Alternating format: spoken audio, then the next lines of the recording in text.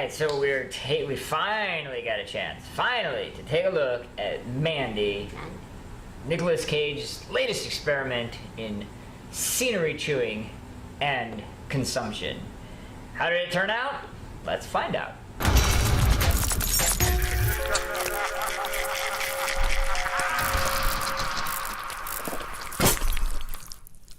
So this is a spoiler-filled review of Mandy, so if you haven't seen the movie, definitely check it out.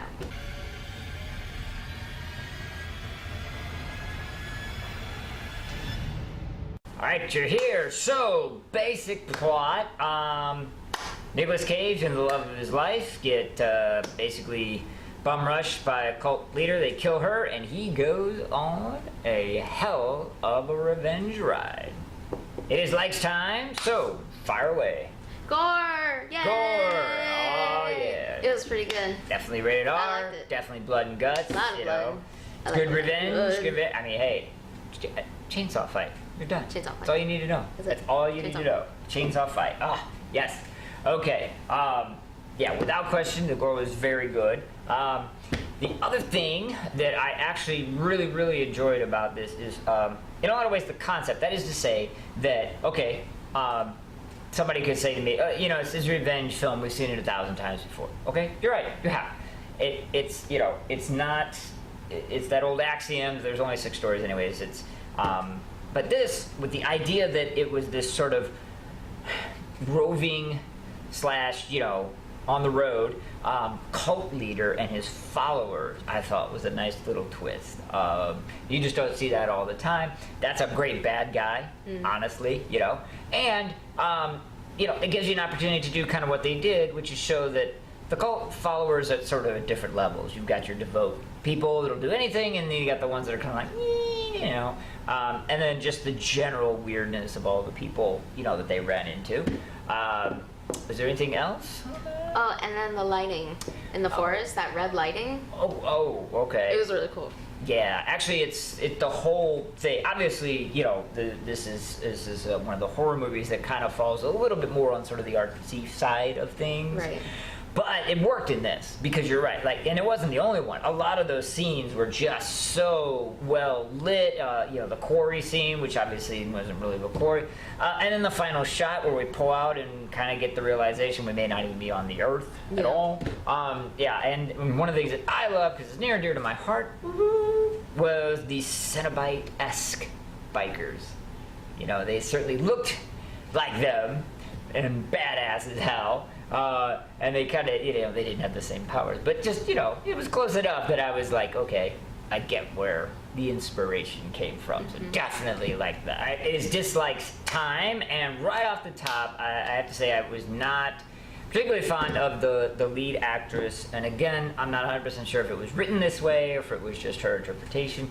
However, I'm thoroughly convinced at this point that she was chosen for absolutely no other reason than the fact that she bore a rather striking resemblance to the cult leader, which allowed them to do that shot where they sort of superimpose their faces. It was a great shot, don't get me wrong, but there was nothing about that character, either acting or written, that would convince me that she was, you know, gorgeous enough or fun enough or interesting enough to make Nicolas Cage go shit ape bonkers on a killing spree. It's the black hair.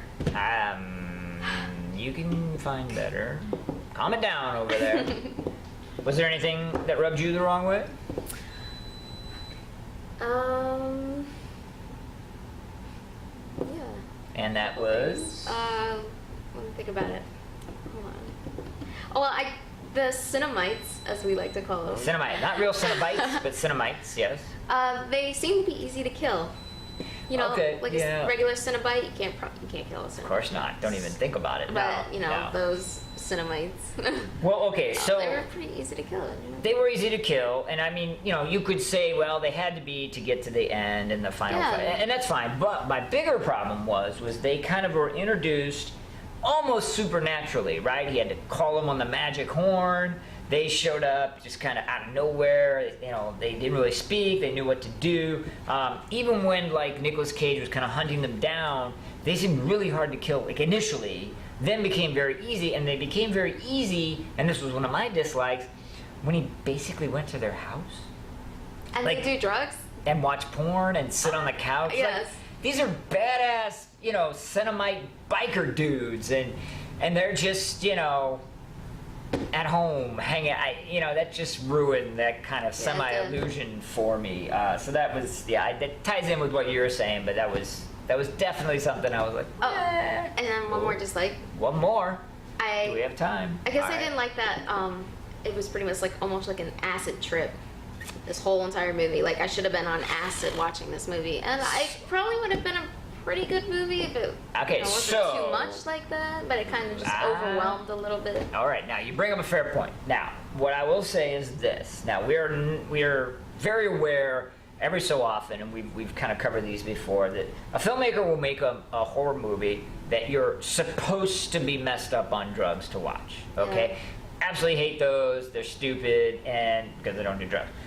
This movie, I don't believe the director made that specifically for this. However, he was very artsy and very artistically inclined, almost to a level superseding that of plot and character development. And that lended itself to that, I think. Like, it is good. We mentioned how awesome the lighting was and the scenery and the mood and the atmosphere. But when there's constantly that, then it creates what you're talking about, which is a sense of kind of, should I be messed up to watch this, because it's borderline distracting. All right, it is Pinhead time. A little bit concerned what you're gonna go with. I think your dislikes might have outweighed your likes, but let the world know. Well, world, I'm gonna use 3 pinheads. Oh, okay. Right Yeah. down the middle, eh? All right. That's fair, and honestly, when I kind of weighed my pros and my cons, I also fell down the middle. So it's going to be 3 pinheads for me as well, making this a real easy one. Your 3 pinheads, my 3 pinheads make this a 3 pinhead movie. All right, Chainsaw Fight fans unite! Woo, woo, yeah! And let us know what you guys thought in the comment section below, especially as regards as to artistic versus plot and character development, the balance between the two, and subscribe, like, you know the drill.